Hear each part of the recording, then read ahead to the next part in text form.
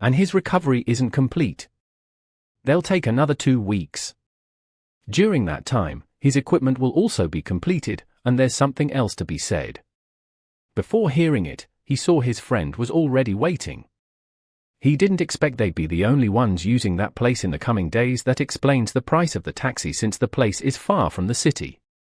They only have these days to prepare for the exam. She heard the protagonist would be busy next month, so she needs to help him now. Jiayang told her he met this person when he got his cast removed. He forgot to let her know, because he also wants to help him prepare for the exam, and it seems like he'll be really useful. While introducing them, he didn't notice they were both nervous, dubious shyness. That place has a complete Olympic pool, along with all the equipment needed for training, a space where they can also rest with food and drinks freely available. That's the weight room with equipment prepared for adventures.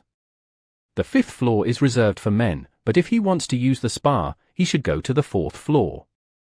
Jiayang can't believe all of that belongs to her uncle.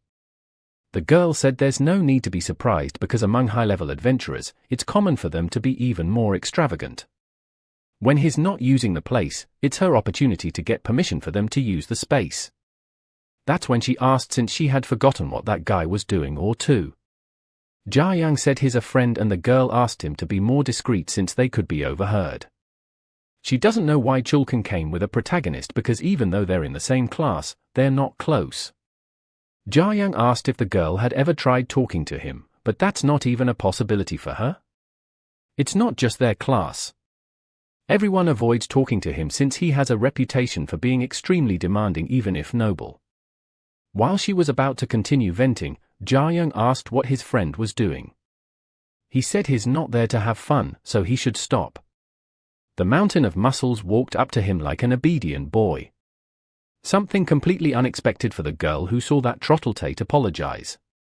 The whole situation is truly unusual. She remembered they had talked about serum in the taxi. The mountain of muscles confirm he doesn't know anyone at school, but that girl is spary. Even so, he thinks she must be nice. Jiayang now is unsure if they're talking about the same person because that's not the serum he knows. He doesn't pick up on social nuances very well, but he knows that girl has been targeted by some people since the first day, but he's never seen her falter in front of anyone at that school, always holding her head high. He doesn't know how her academic performance is, but he's sure she must be a very resilient person. Maybe they can use this weekend for a group study session.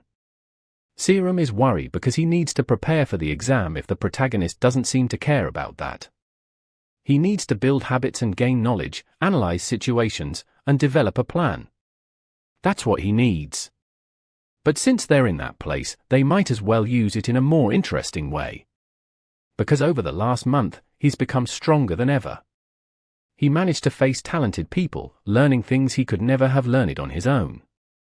So if he should take this opportunity to exchange knowledge, that way, everyone gains something. His words may sound harsh, but he knows these two are completely out of place at school. And if he were enrolled, he would share information with his friends and they should start doing that immediately.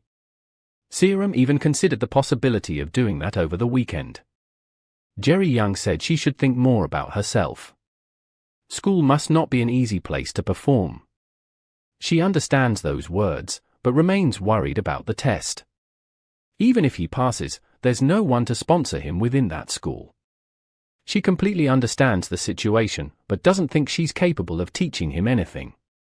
That's when Jerry Young asked the mountain the muscles if he knows magic. The guy is still in theoretical classes.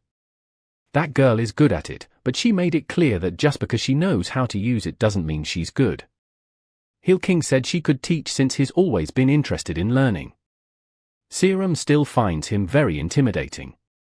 And he thought he had managed to act naturally, not realizing he scared the girl. The group went to the training room. The mountain the muscles stayed outside to answer a call from his parents. Jerry Young said they have all sorts of materials there, even clothes, which he asked if he could take home. Seeing that the plan had changed, Serum wanted to know what the protagonist had in mind. She didn't imagine she'd be part of a group with other people at that school, let alone that Shil King would be one of its members. Jerry Young said that although he's big, the guy isn't scary at all, and he wants to make something clear. While they were talking, someone was approaching. They turned around to see who it was. The woman said her bad feeling wasn't without reason. If they planned to use that place, she should have been informed. Saying Serum really is such a clumsy person. Completely startled, she didn't expect Anish to be there. The two began arguing about the possibility of using that place when her uncle isn't around. Jerry Young doesn't know who this blonde is. Anishar said their uncle wouldn't give special treatment to anyone. Serum explained to Jerry Young that this is her cousin, Anishar. Even if she looks rough, they're the same age. The girl waved in a friendly manner, and his relief her cousin brought a friend like him. The extra decided her is his second-year student. He was thinking about bringing some friends to train and get to know each other better. He's glad more people are there too. Though he figured his cousin would prefer a place with fewer people. It's better for her to leave anyway to avoid misunderstandings. Serum was about to respond, but the protagonist intervened, saying that this was a great opportunity. They were planning to have a study session. There's another friend with them who just stepped out to make a call. He asked her if that would be a problem. They actually wants to know where the boy is from since he's never seen him at school. He said he used to study in an ordinary places in the first year and his name is Jerry Young. And right now, he's preparing to take the transfer exam. Serum offered to help him that weekend. While he explains he's mocked by the extras who already consider him a complete weirdo, the bolder extra suggested he leave before it's too late. Anisha is holding back from humiliating her cousin, and the extra keeps trying to intimidate the protagonist, saying they are not normal people and someone like him wouldn't last long there.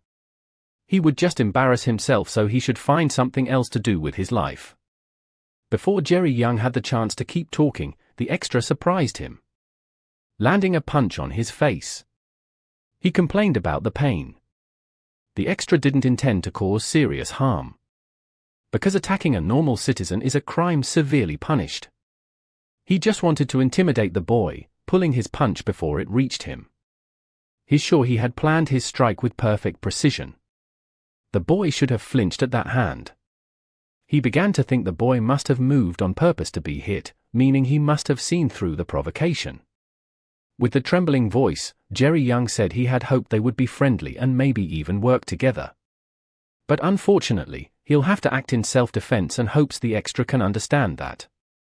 That place is also filled with cameras. They're positioned to ensure there are no blind spots so adventurers can watch their training later and see where they fail. Sarah knows he was hit on purpose. No matter what happens, Jerry Young must have a reason for it. And the cameras recorded that unjustified aggression. The extra is puzzled, so trying to grasp that the boy is going to act in self-defense. He said he's very shy and introverted. When bad things happen, his sleep is disturbed.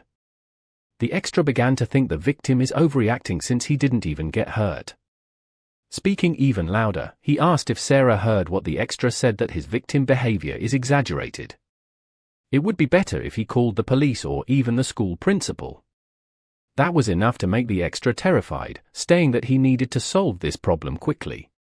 He asked if the boy wanted money or if he really wanted to train with them. But Jerry Young said that everything he does from now on will be self-defense. If he doesn't return that punch, you might not be able to sleep at night. The extra ended up agreeing with that solution because he believes it's the easiest way to resolve this big problem. Believing that the protagonist is just a mediocre human who went to a mediocre school and must have mediocre strength. But the force of that punch was so brutal it rearranged the teeth in his mouth. Jerry Young is really an excellent actor because he started behaving as if he were impressed. That was a big difference from what the extra had promised. His instincts told him not to be hit by that punch. The bald one didn't understand that, thinking his friend should have let himself be hit. But the extra is sweating cold. His friends might think he dodged as a joke. But if he had been hit, it would have been extremely unfortunate. Jerry Young began to provoke the extra, asking if he really intended to be hit or if he's just a liar. Anisha asked him to just tell the truth already. Returning the blow an equal measure in that situation would be way too much. It would be better to apologize and compensate the boy. It makes no sense for a fight to start now. With this underwear completely compromised,